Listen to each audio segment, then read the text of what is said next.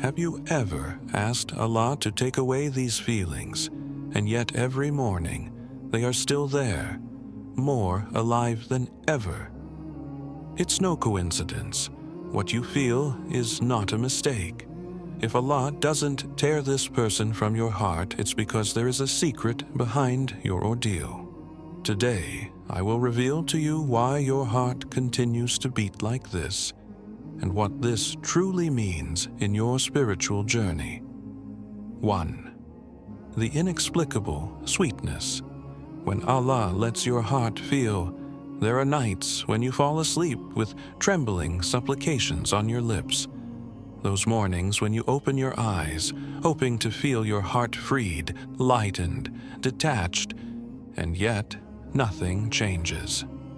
Your heart continues to vibrate for this person, a name, a memory, a scent, a presence that refuses to fade. You ask Allah with all the error your soul is capable of. Oh, Allah, free me. Take away this pain. Make my heart entirely yours. And despite the intensity of your plea, despite your sincere desire to heal, Allah leaves those emotions there, intact, alive, sometimes even more intense than the day before. At that precise moment, it is not a rejection of your request. It is not a forgetting of your suffering. It is a gesture of gentleness that your heart is not yet ready to understand. Your heart is not abandoned. It is worked. It is sculpted by a divine hand that knows your path better than you yourself. Allah is the one who created your heart. He knows its fragile structure, its secret impulses, its silent attachments. When He chooses to let these feelings persist, it's not to overwhelm you. It's to till an inner soil you yourself didn't suspect. Sometimes the heart must be turned over, shaken and shaken, to become fertile. These feelings that you would like to tear out with rage, Allah sees them differently. In His gaze, they are seeds of transformation, not obstacles. This is because love, even painful, teaches patience more than visible trials. This is because lack, even bitter, polishes the soul until it teaches it authentic connection to Ar-Rahman. There is immense wisdom in feeling without possessing, in loving without understanding, in waiting without knowing if one day peace will come in the form your heart longs for. Perhaps Allah leaves these feelings within you, not to condemn you to waiting, but to connect you more firmly to Him. Perhaps He is teaching you to love in a way the world does not understand, without destructive attachment, without selfish desire, without expectation of return. When Allah allows your heart to feel, it is sometimes to teach you that your ultimate happiness will never depend on any creature. It is to teach you to build a love that does not destroy your soul, but elevates it. A love that draws you toward Him and not toward self-loss. There is in your trial a hidden sweetness, a mercy in disguise. Every beat of your heart is known to Him. Every sigh you breathe is recorded with Him. So even if you don't understand, even if you feel trapped by your own emotions, know this: what you are experiencing is not in vain. Your heart is in the hands of the Sweetest One, and it is being prepared. Your emotions are your test for something you yourself perhaps don't even dare to hope for. 2. Feelings as trials. When your emotions are your test, you think your problem is your heart, that your problem is loving, thinking about that person, still feeling. But listen to me. Your real test is not loving. Your real test is how you choose to manage that love. Allah tests you, yes, but not to crush you, not to break you. He tests you to elevate you, to purify your heart, to bring out something within you that you could never have discovered otherwise. Love, attachment, longing, taken alone, left to your ego, left to your impulses. They end up consuming you. They chain you. They make you lose your focus, your light, your peace. But if you take them and carry them to Allah, everything changes. Suddenly, your love becomes a school of sabr. Your patience is trained with every beat of your heart. Suddenly, your attachment becomes a lesson in taqwa. You learn to set boundaries, to protect your gaze, to keep your heart oriented toward the one who never betrays. Suddenly, your longing becomes a silent declaration of tawakkul. Whenever you feel that emptiness, you choose to fill it with Him. Whenever you want to send a message, run to that person, seek immediate relief, you return to Allah. This is your true test. And perhaps for this very reason, Allah does not withdraw your feelings. Perhaps He is waiting to see. What will you do with this fire burning in your heart? Will you let it consume you? Or will you make it a light that illuminates your path to Him? Every beat of your heart is an opportunity. Every thought that arises is a crossroads. You can choose to go toward nostalgia or toward prayer. You can choose dependence or connection. And Allah is watching. He sees every inner movement. He knows that sometimes you struggle, that sometimes you fall, that sometimes you cry because you wish so much to no longer feel at all. But it is not the absence of feeling that will elevate you. It is your ability to carry this weight day after day with dignity, with faith, with confidence. Your sabr is precious. Your taqwa is recorded. Your tawakkul is elevated. And believe me, no effort is wasted with Him. So the next time you feel your heart pulling you toward what you know is fragile, remember, it's not your heart that's destroying you. It's your heart that's taking its test. And every second you choose Allah instead of taking the easy way out, you're succeeding. 3. What you call feeling, Allah calls formation. Imagine a fire, not a wildfire, but a controlled fire. 4. The fire that forms you imagine a flame that destroys everything in its path. Now, imagine a controlled fire, a fire set in a craftsman's workshop. That fire doesn't consume, it shapes.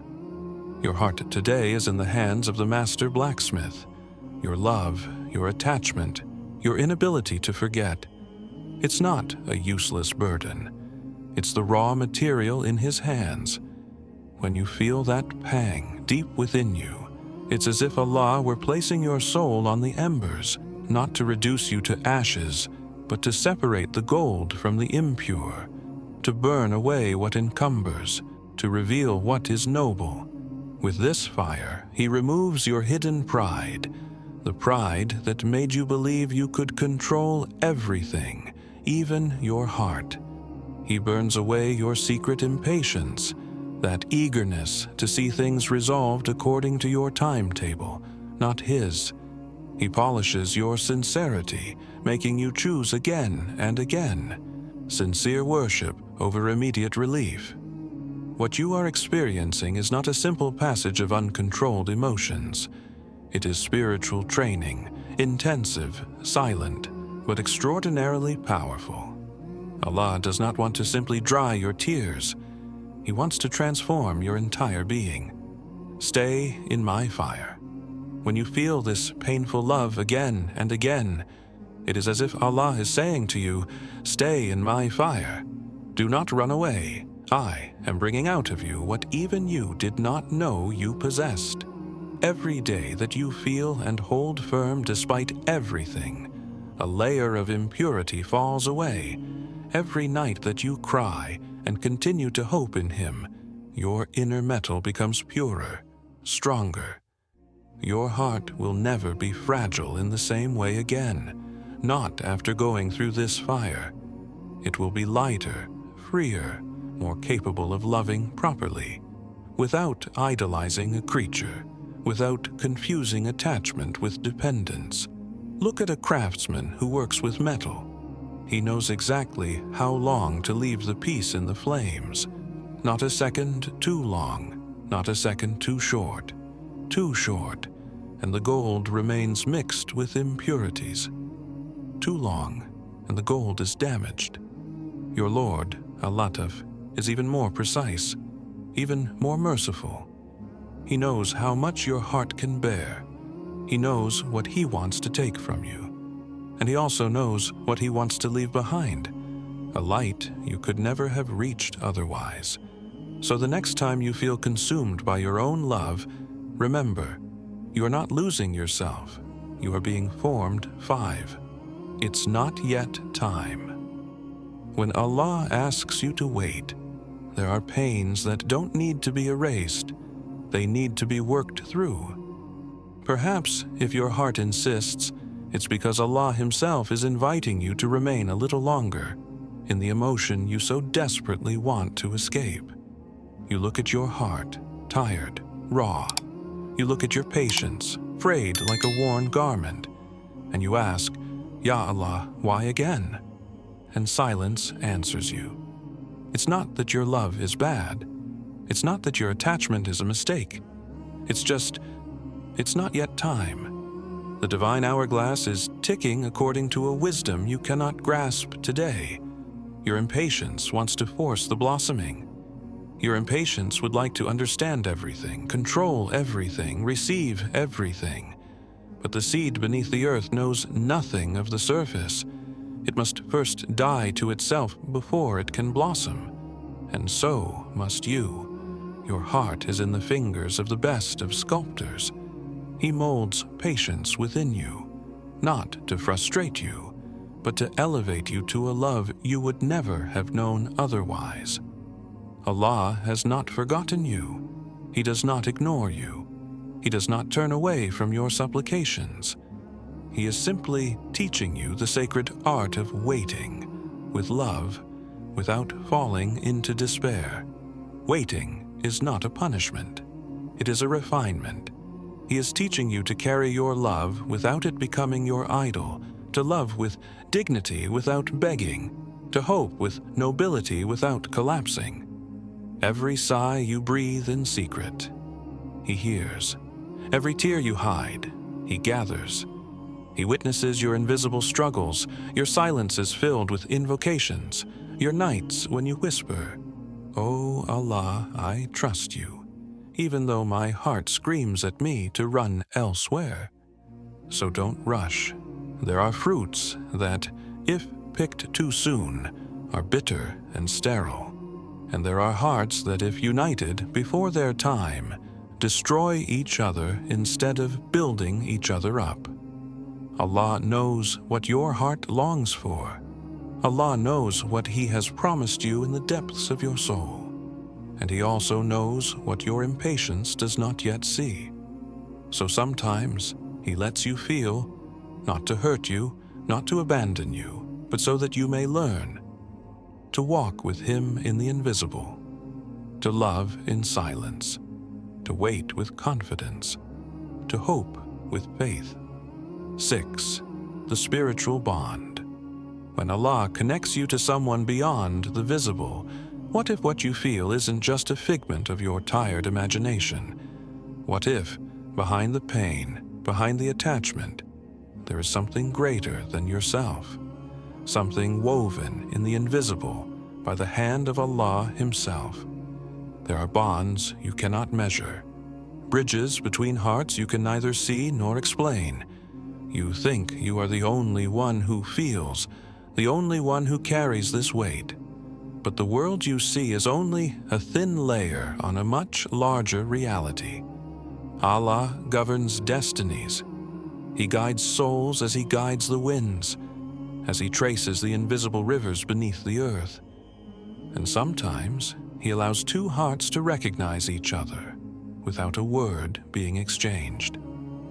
Perhaps your attachment isn't a mistake.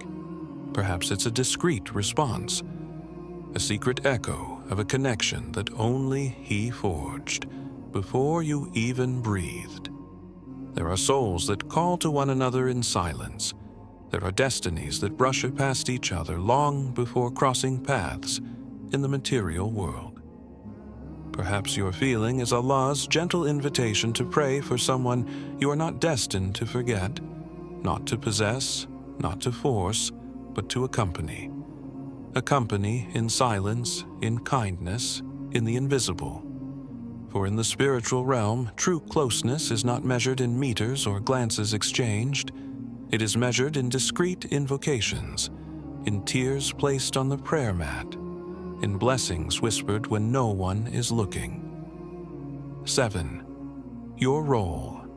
When you feel this silent love, perhaps your role isn't to run to that person. Perhaps your role is to raise your hands in the night and say, "Oh, Allah, wherever he or she is, protect their heart, keep them close to you, make them happy, even if it's not with me." This is the love the soul learns to give when it submits to the divine. A love that doesn't bind, a love that doesn't hold back, a love that ate, a love that blesses without demanding, a love that blesses without demanding. It isn't weakness. It is one of the purest degrees of attachment, a bond that seeks neither reward nor recognition. Through this, Allah teaches you a truth the modern world has forgotten. What is real is not always visible. What is profound is not always noisy. Your heart, even silent, even broken, can still be on a mission. It can be a secret source of light for another soul, carried by your sincere prayer. So when your love seems useless, when your attachment feels heavy, remember, perhaps there's a bond that only Allah's mercy knows. And your task is not to understand everything. Your task is only to love properly, in prayer, in the invisible, and in the trust that nothing is ever lost under His gaze. 9. When feeling becomes worship, there is a secret, a truth that very few dare to seek, and even fewer attain. A secret hidden behind your sighs, hidden deep within your unmet expectations. If Allah does not remove this feeling from your heart, perhaps it is not to test you only. Perhaps it is to elevate you, because a sacred transformation can be born from your love when your attachment, rather than distancing you from Allah, brings you back to Him every moment. When your longing becomes an inner cry, "Oh Allah, You alone can fill this void." When your need for others becomes a burning need for your Creator, then your feeling becomes ibadah, a form of worship. Yes, a form of worship. Silent, pure, hidden from human gaze, but shining brightly in the world of angels.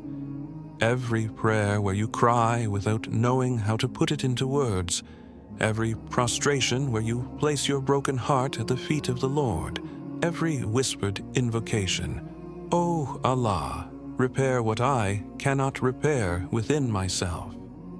All of it becomes an offering, an invisible fragrance that rises to heaven, a fragrance which only refined hearts can sense, and which only angels record with tenderness. 10. A path to Allah. Your love is no longer a weakness. Your attachment is no longer a burden. It becomes a path, a straight and secret path to Allah. And the most magnificent truth about this path is that it no longer depends on the other person's response. It doesn't rely on the return of affection, nor on the outcome your heart yearns for. It depends solely on your sincerity before the all-seeing One. This is when your trial is transformed into light. This is when your grief becomes prayer. This is when your waiting becomes faith. For true maturity of the heart, your heart becomes a sanctuary, a place where Allah is loved through your human love. 11th, do not despise what you feel. So do not despise what you feel. Do not believe that it is a weakness to be in pain. Do not believe you have failed because you cannot forget. Perhaps you are actually performing without even realizing it, one of the most discreet, most authentic forms of worship. A worship whose fragrance spreads into the unseen, carried by angels to the one who knows all that you endure. 12th conclusion. Nothing is lost. And remember, in the book hidden with Allah, nothing you sincerely feel for His sake is ever lost. Not a tear, not a silent prayer, not a painful beating of your heart. Everything is seen, everything is counted, everything is precious. Your heart is not your enemy. Your attachment is not a weakness. It is a silent invitation from Allah to draw closer to Him, to transform your love into light, and your expectation into strength. If this message has touched your soul, please feel free to like this video, subscribe for more reminders that speak directly to your heart, and share this with someone who may be silently struggling with the same feelings as you. Together, let us allow Allah to mold our hearts into something far greater than we can imagine.